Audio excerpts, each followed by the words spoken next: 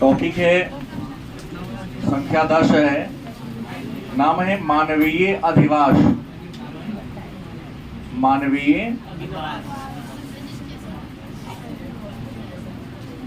अधिवास। मन में एक प्रश्न होगा, मानवीय मतलब मानव का, मानवीय का मतलब क्या होता है, और अधिवास का मतलब होता है घर। अधिवास का मतलब क्या होता है, घर। तो हम सभी लोग बचपन से एक बात सुनते आ रहे हैं कि मानव की मूलभूत 3 आवश्यकताएं। मानव की अगर मूल आवश्यकता की बात करें तो 3, लेकिन अब उसको बढ़ा के 5 कर दो। मानव की अगर मूल आवश्यकता की बात करें तो मूल आवश्यकता में आ जाता है भोजन, वस्त्र, आवास, उसके बाद चौथा में स्वास्थ्य, और 5वां में क्या है। ये मानव की मूलभूत आवश्यकता है। गलत कि सही? लेकिन प्रारंभ से या देखा जाए तो मानव के 3 ही मूल आवश्यकता थी, भोजन, वस्त्र और। तो पहला प्रश्न है, आवास कहे तब चाहे अधिवास कहे, ये मानव की कैसी जरूरत है, मूलभूत। लेकिन कैवी? तीसरी। आवास मानव की तीसरी मूलभूत आवश्यकता है, जरूरत है। तो पहला प्रश्न आपके मन में होगा कि सर ये अधिवास क्या है? अधिवास क्या है? अधिवास क्या है? ये अधिवास से आप बड़ी आसान उत्तर होगा कि अधिवास उस स्थान को कहते हैं, उस जगह को कहते हैं जिसे मानव अपने निवास के लिए चुन लेता है।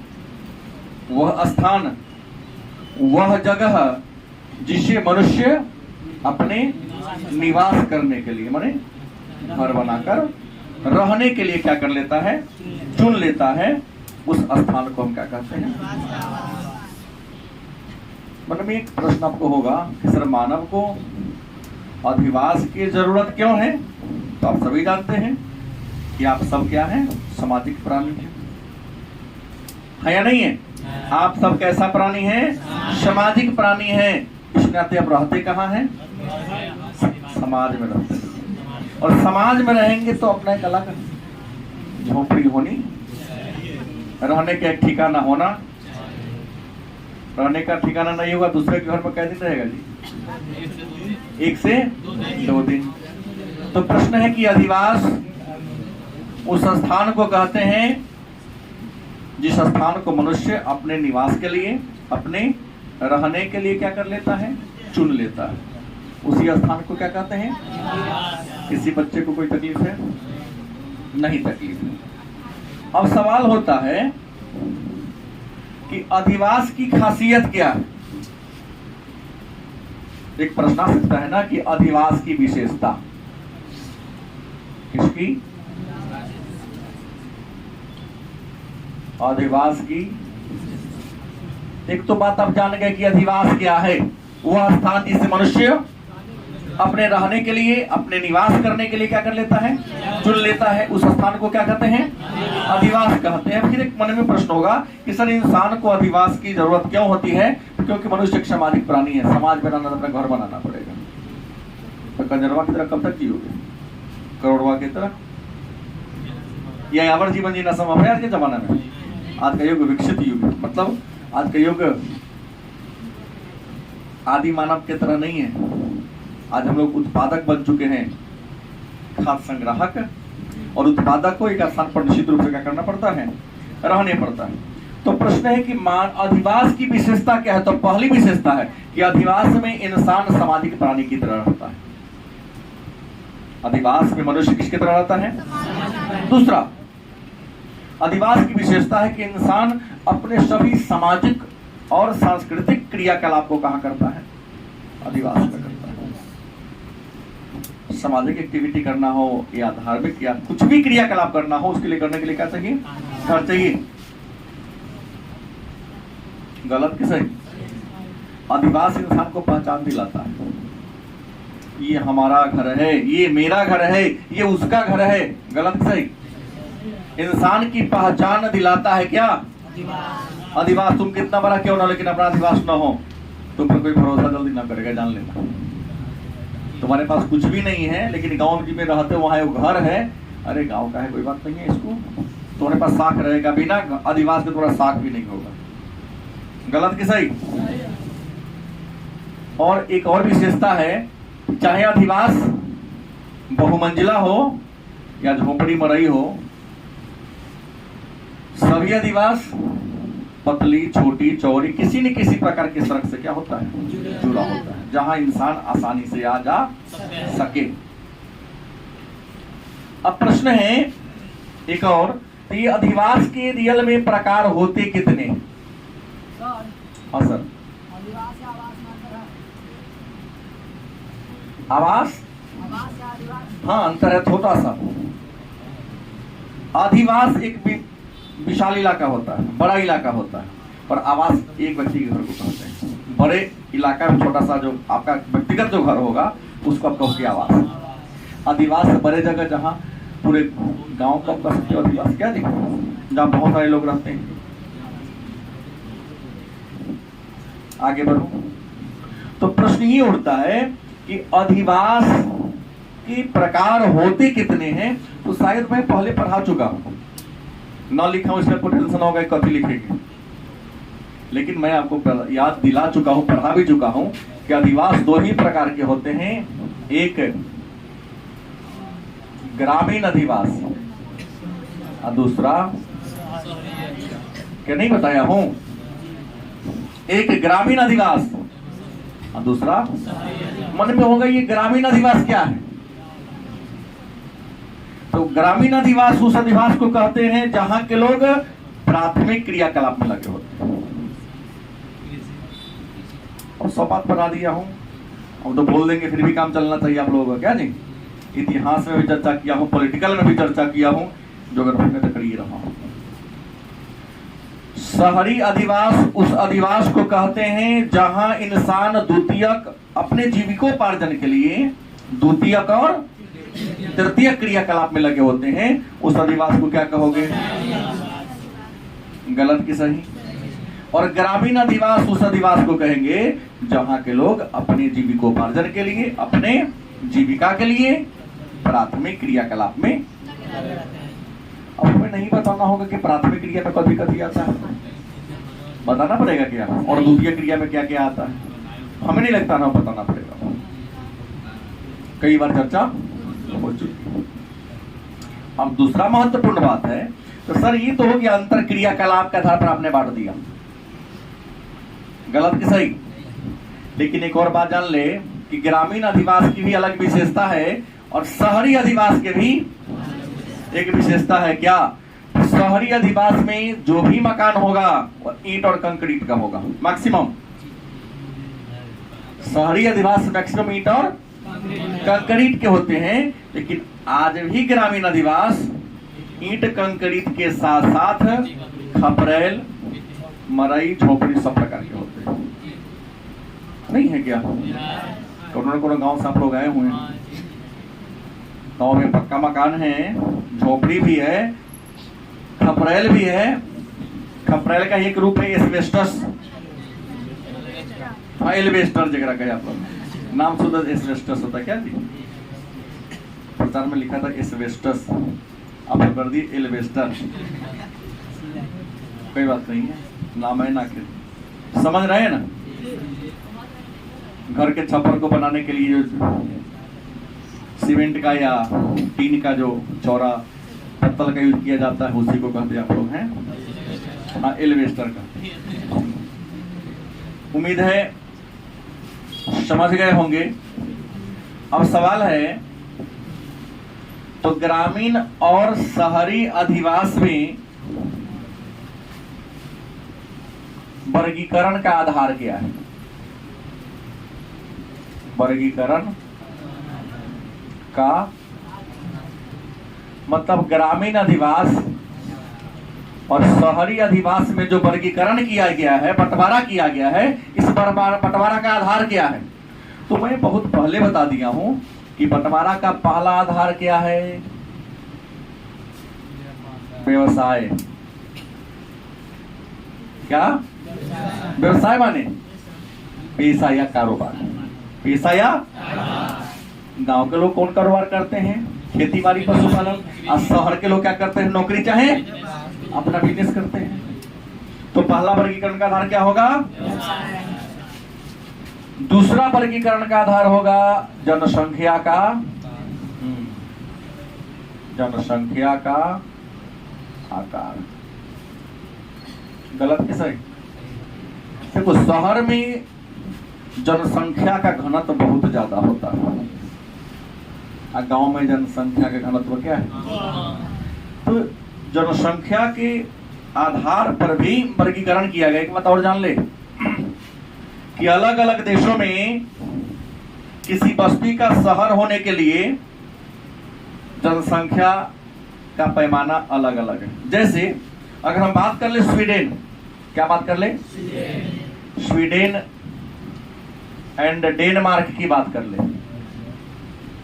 कहता है शहर होने के लिए कितना?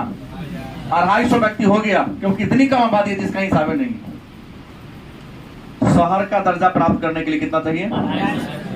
हाँ, फ्रांस और जर्मनी में कितना? 2000। फ्रांस और जर्मनी की बात कर ले, अगर हम केवल फ्रांस की बात कर ले, कई देश हैं, तो यहाँ शहर का दर्जा मिलने के लिए आबादी कितना चाहिए? 2000 आबादी होना चाहिए। क्या होना चाहिए?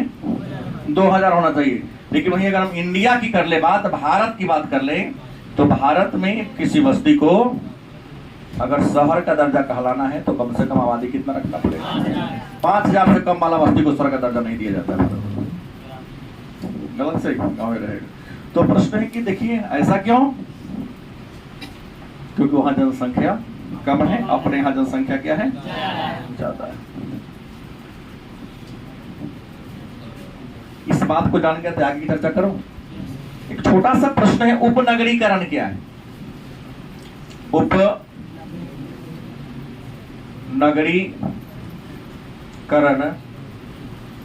क्या है?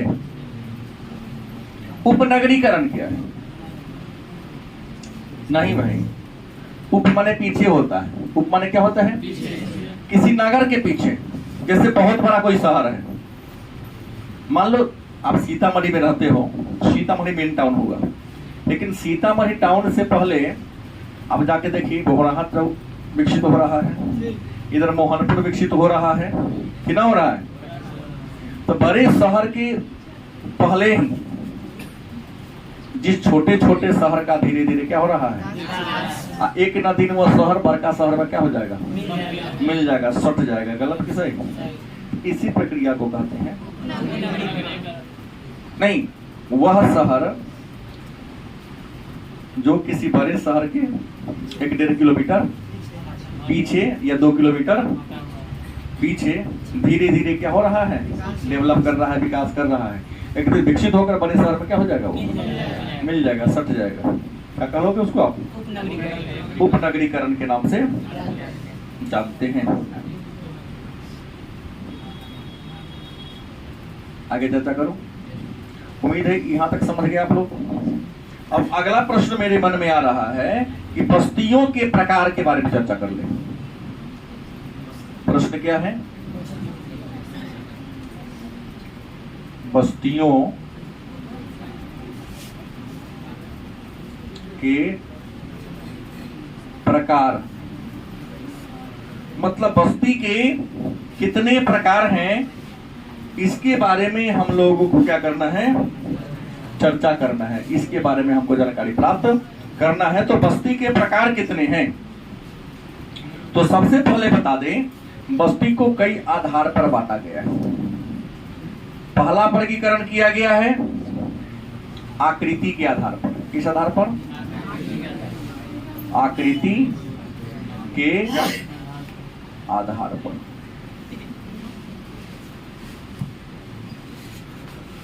बस्तियों के प्रकार की बात करते हैं तो बस्ती का पहला विभाजन किस आधार पर किया गया है? आकृति के आधार पर। और आकृति के आधार पर बस्ती के कितने प्रकार हैं?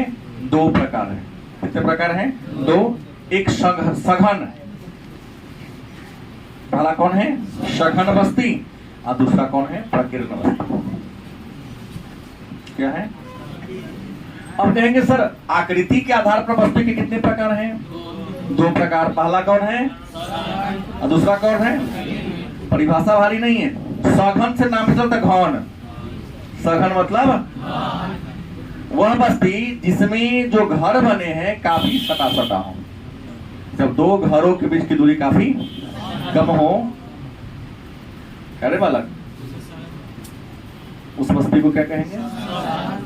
आपके गांव टोला मोहल्ला में कोई शहर में कुछ ऐसे बस्ती होंगे जहां वो साइकिल के लाभ गुजरना होगा, 2 आदमी साइकिल लेके इधर से तक निकलवे नहीं करोगे, एक साइड होना होगा। नहीं, मतलब एकदम उसके छत का पानी उसके छत पर, उसके छत का पानी। ऐसा देखे हैं कभी आप? सघन बस्ती किसे कहेंगे? बोलो। तो सघन बस्ती उस बस्ती को कहते हैं जहां आबादी बहुत घनी हो, घर काफी एक दूसरे के क्या हो? करीब हो। घर एक दूसरे के काफी हो गए, सटा हुआ हो। और प्रकीर्ण, इसको एकाकी भी कर सकते हैं। घर जहां तहां, वह बस्ती जिसमें घर काफी एक दूसरे के क्या हो?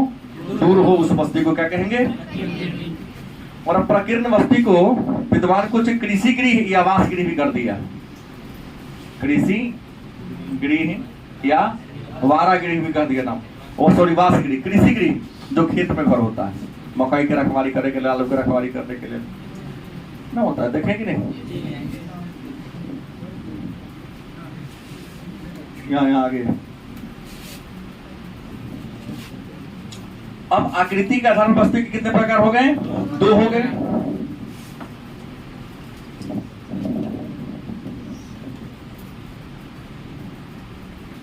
बस्तियों के प्रकार में रियल में एक ही वर्गीकरण किया है आकृति के आधार पर। एक सघन होगा, नहीं तो क्या होगा? प्रकीर्ण होगा। अब एक प्रश्न है कि ग्रामीण बस्ती के, प्रश्न क्या है? ग्रामीण बस्ती के अवस्थिति को क्या करने वाले? प्रभावित करने वाले कारक। मतलब गांव में जो घर बना हुआ है, गांव के घर को प्रभावित करने वाले कारक कौन है? हम कहते गांव के, आप शहर के भी ले सकते हैं ना। कागज पर लिखता है, कागज पर देख के देखा है। ग्रामीण बस्ती को प्रभावित करने वाले कारक कौन कौन है? तो ग्रामीण बस्ती को प्रभावित करने वाला जो सबसे पहला कारक है वह है जल की आपूर्ति। जल की क्या है? कहने का तात्पर्य है कि इंसान वहीं रहेगा जहां उसे पीने के लिए स्वच्छ जल पर्याप्त मात्रा में क्या हो, उपलब्ध हो। गलत किस है? जहां पर जल नहीं होगा क्या वहां इंसान रह पाएगा? नहीं रह पाएगा। तो ग्रामीण बस्ती की स्थिति को प्रभावित करने वाला पहला कारक क्या है? मतलब इंसान को घर बनाने के लिए सबसे लेते हैं पानी है, पीने के लायक ही ना। जहां बस्ती से काफी दूर अगर पानी मिलेगा तो क्या वहां बस्ती का विकास होगा? नहीं। दूसरा भूमि, दूसरा कारक क्या है? देखिए, घर बनाने से देखेगा कि यहाँ जमीन उपजाऊ है या नहीं, भूमि समतल है या नहीं। क्योंकि यदि भूमि उर्वर होगी, भूमि समतल होगी, तभी इंसान के रहने के लायक होगा। लेकिन यदि जमीन उबड़ खाबड़ होगा, बंजर होगा, तो इंसान वहां रह पाएगा? नहीं रह पाएगा। तीसरा, उच्च भूमि घर बनाने के लिए भी जरूरी है कि थोड़ा इलाका ऊंचा हो, नहीं तो बाहर आएगा सीधे घुस के लिए चल जाएगा। भूमि क्या हो? अब तो विज्ञान बहुत आगे बढ़ गया है, घर का प्लीन थे ऊंच कर देता है, आए बाहर जाके चल जाओ क्या। लेकिन उच्च भूमि की तलाश करता है, क्योंकि गहरे भूमि में घर बनाओगे तो बारिश और बाढ़ से हमेशा आपको परेशान, थोड़ा भी पानी अगर साठ ढोल के आपके दरवाजे पर आएगा तो नाव बना के चलते रहो। चौथा कारण गृह निर्माण सामग्री। गृह निर्माण सामग्री मतलब घर बनाने वाला सामग्री मिलना चाहिए। पहाड़ों पर घर क्यों नहीं बनता है जल्दी?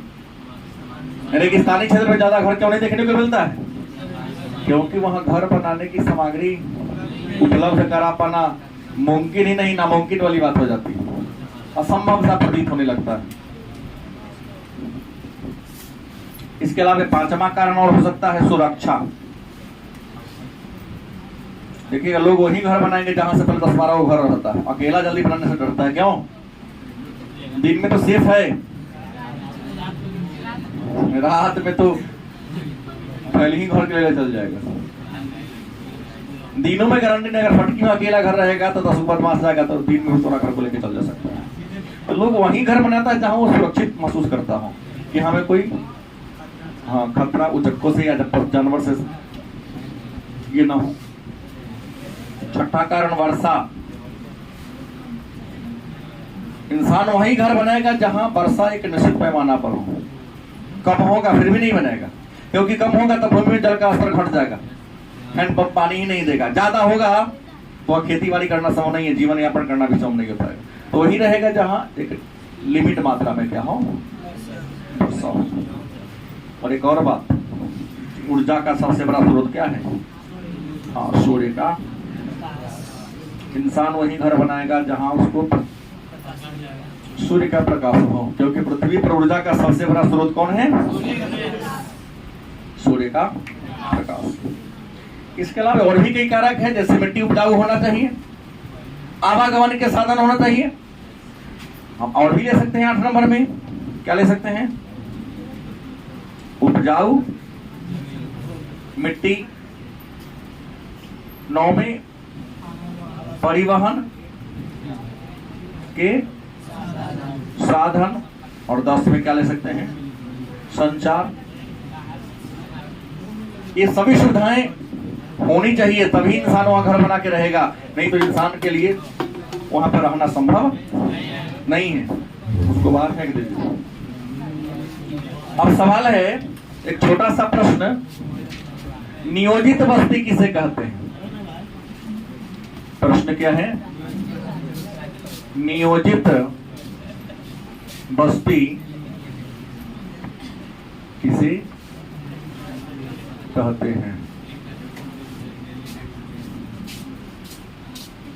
गलत कि सही? नियोजित बस्ती क्या है या नियोजित बस्ती? तो नियोजित बस्ती उस बस्ती को कहते हैं जहां बस्ती बसाने से पहले जीवन के जितने भी मूलभूत जरूरत है, सुविधाएं हैं, अब एक बस्ती में जितनी भी सुविधा होनी चाहिए उन सभी सुविधाओं को क्या कर दिया गया है? फिक्स कर दिया गया है।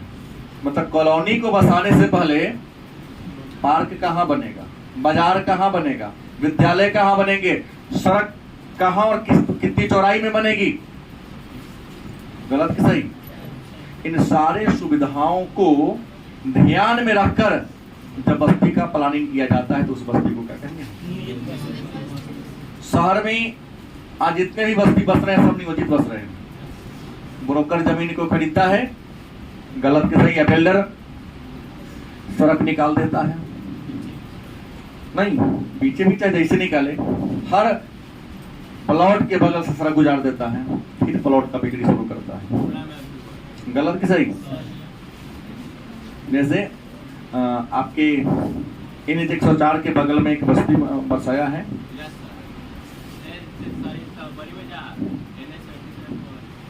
वहां आप जाके देखिए, वहां चल जाओगे कहीं रात में, तुमको पता ही नहीं चला कि मैं सीतामढ़ी में हूँ या नहीं हूँ, गलत कि सही?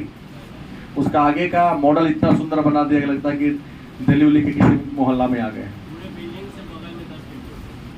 नहीं, वहां तो ज्यादा है, कम से कम 12 फीट हर बिल्डिंग के बगल में, और जो मेन रोड है वो 30 फीट चौड़ा बना दिया, डाल उल के सब दे दिया हुआ है। पीछे जाओ, सबसे आगे है गार्डन बना दिया हुआ है, बच्चों के लिए। पीछे स्विमिंग पूल चालू है। सीतामढ़ी में लड़का कोई स्विमिंग पूल का फोटो खींचा तो वही से खींचता है। स्विमिंग पूल बन के तैयार है। यहाँ से मात्र 1-1.5 किलोमीटर दूर है। इधर है भोरहा में, बखरी से पहले है। हाँ, यहाँ ये जो नूतन सिनेमा हॉल वाले हैं उन्हीं के देखरेख में, गाइड चूंकि इंजीनियर हैं उन्हीं के देखरेख में ये हो रहा है। और वही उसका बिल्डर है। और जमीन है सावित्री सिन्हा का, डॉक्टर थी।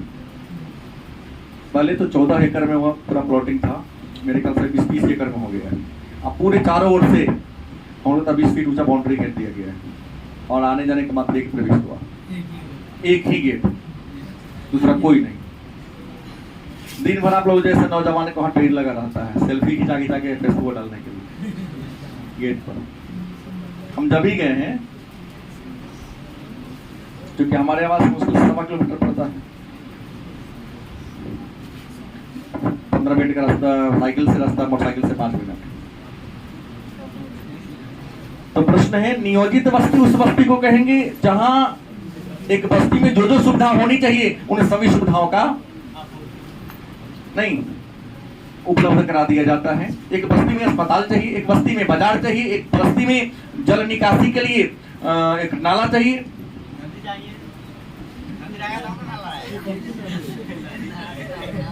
दूर जाके पिला देगा नाला के माध्यम से। ये जो अपने घर के बगल वाला खत नहीं समझ रहा है।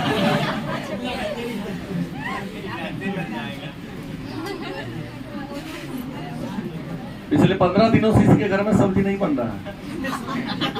एक डुबकी मारता ला खरीदे बेचारों को पकड़ के ले जाता है। जाले बिछा दिए हुआ। सुमन को नहीं दे रहा इसलिए कल शिकायत कर दिया।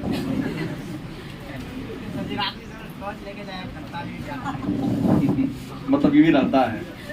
अनपेकानी जो मैंने कहा वो ठीक है, सही बात। आइए, तो हमने कहा नियोजित बस्ती किसे कहते हैं जान गए? गलत कि सही? अब है ग्रामीण बस्ती के प्रतिरूप। टॉपिक है ग्रामीण बस्ती के प्रश्न को पूछा गया है। ग्रामीण बस्ती के अगर प्रतिरूप की बात करते हैं तो ग्रामीण बस्ती को 3 आधार पर बांटा गया है। कितने आधार पर?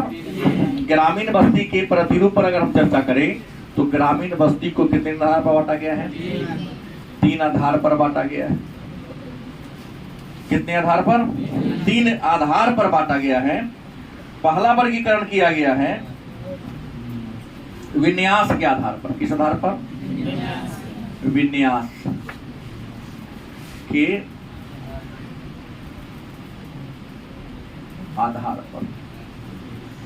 किस आधार पर किया गया है? विन्यास के आधार पर किया गया है। दूसरा किया गया है कार्य के आधार पर। दूसरा किया गया है कार्य के आधार पर।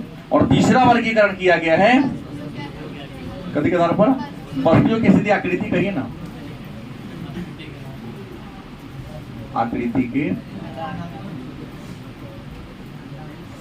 आधार। तो ग्रामीण बस्ती के प्रतिरूप को कितने आधार पर बांटा गया है? 3। पहला कौन है? विन्यास। विन्यास का मतलब होता है बसाव, बनावट। तो विन्यास, इलेक्ट्रॉनिक विन्यास बड़े होंगे। फर्स्ट टू टू वाला कहानी याद है ना? यहाँ तो 11 में वही चलवे करता है। मतलब क्या विन्यास के आधार पर बस्ती के कितने प्रकार हैं? 5। कितने प्रकार हैं? 5 प्रकार हैं।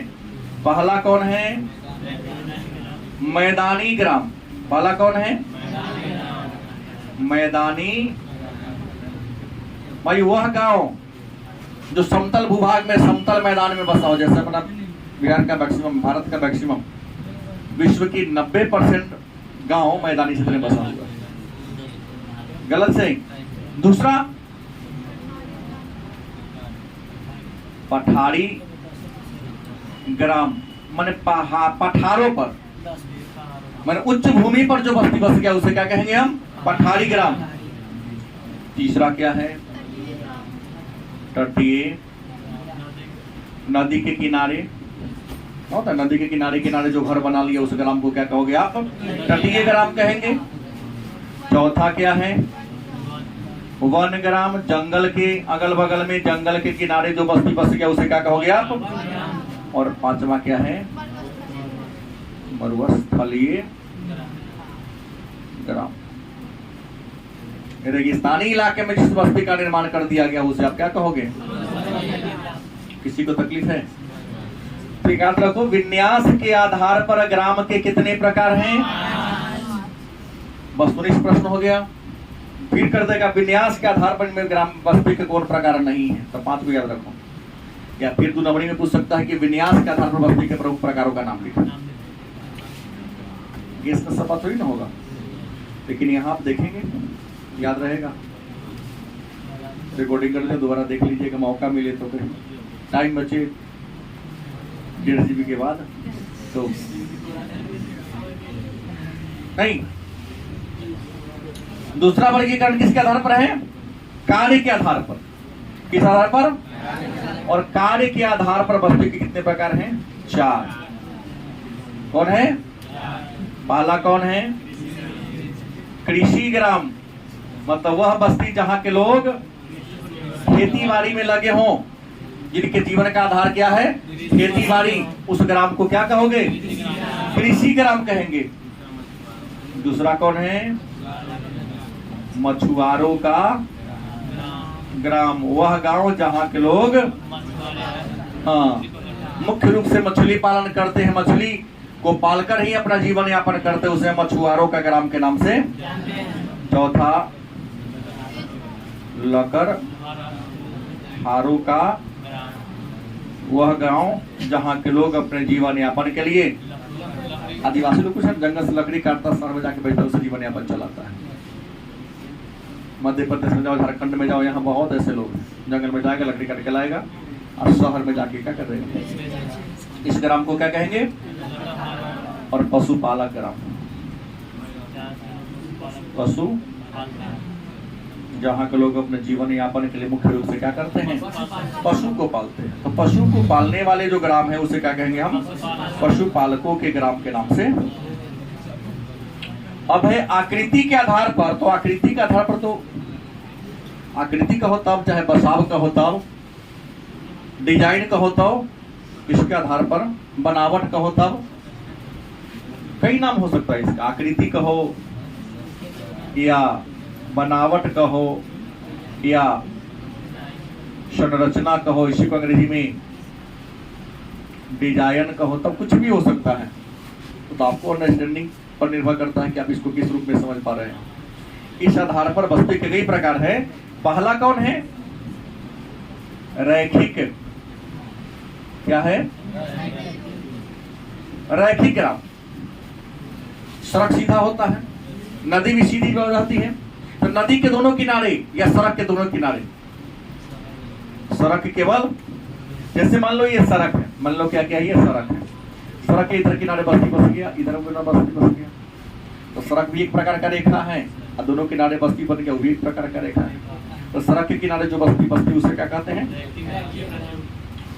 दूसरा जो है कहता है आयताकार। आयता या इशू को हम कहते हैं चौकपट्टी। क्या कहते हैं? अब देखो यहां से एक सड़क आई, यहां से एक सड़क आई, इसको क्या कहते हैं? चौराहा।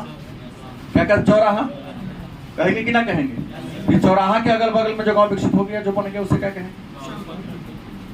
जैसे मान लिया कि एक सड़क इधर से जा रही है ऐसे, और एक सड़क ऐसे इधर से आ रही है, तो यहाँ क्रॉस कर गया, उसके चारों ओर बस्ती फंस गया, तो चौकोर हो जाएगा नहीं? चौकपट्टी का हो या चौकोर का? तारे आकार का, तारे आकार का क्या है? जहां अनेक सड़क मिलते हैं, जैसे यहां से भी सड़क आ गया, यहां से भी सड़क आ गया, यहां से भी सड़क हो गया, चारों सड़क आ गया, पूरा चारों के बगल में घर बन गया, होगा ना? कोई डिजाइन नहीं है इसका। जिधर से सड़क आया सब सड़क के किनारे अपना क्या बना लिया? अनियोजित बस्ती ऐसा होता है, ग्रामीण क्षेत्र में इस तरह के घर होता है। सड़क दिखा गया, पत्थरों बगल में बना लिया, ऐसे बस्ती को क्या कहेंगे हम?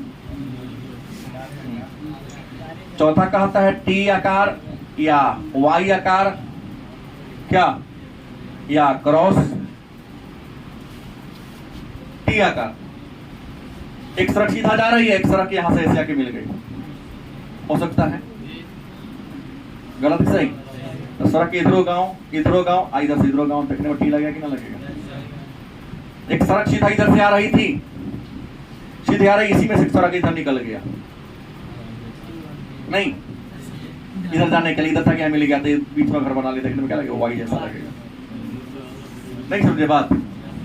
भाई एक सड़क इधर से आ रही है और एक सीधा सड़क इधर से आके इसे मिल गई, तो यहाँ भी बस्ती बस गया, यहाँ भी बस गया, यहाँ भी बस गया, इसको क्या कहेंगे? वाई आकृति की तरह। उसके बाद वृत्ताकार, पांचवा क्या है? वृत्ताकार। पोखरी देखें, पोखरी लंबा होता है? गलत, गोलाकार होता है। तो किसी पोखरा या झील के चारों ओर जब बस्ती बन जाए, नहीं मैक्सिमम पोखरी गोलाकार होता लगभग, चौकोर नहीं देखे हुई है, नदी ना आयताकार होगा। तो किसी झील या पोखरा के चारों ओर जिस बस्ती का बसाव होता है उसे हम वृत्ताकार ग्राम कहेंगे। एक और आता छठा में दोहरे ग्राम। क्या आता है? दोहरे ग्राम। अब कहोगे सर दोहरे ग्राम क्या है? तो आप में से कोई ऐसा बच्चा है जिसके गांव के अगल बगल में कोई बांध हो? है? बगले में बांध है? हाँ यही बांध है। देखो बस्ती नीचा है, हालांकि तो भर चुका है, बांध जब ऊंचा हो गांव के नीचे बसा हो, तो कई लोग होते क्या है कि बांध के विस्फुट्टा में ढाह के थोड़ा बांध बना देता है, नहीं? हाँ, तो बगल तो बस्ते है ही है, लेकिन बांध के किनारे किनारे बस्ते हो गया, तो उसको कहते हैं दोहरा ग्राम। गांव के ऊपर भी वो गांव है, गांव के ऊपर भी क्या है, उसे क्या कहेंगे हम? दोहरा ग्राम के नाम से जानते हैं।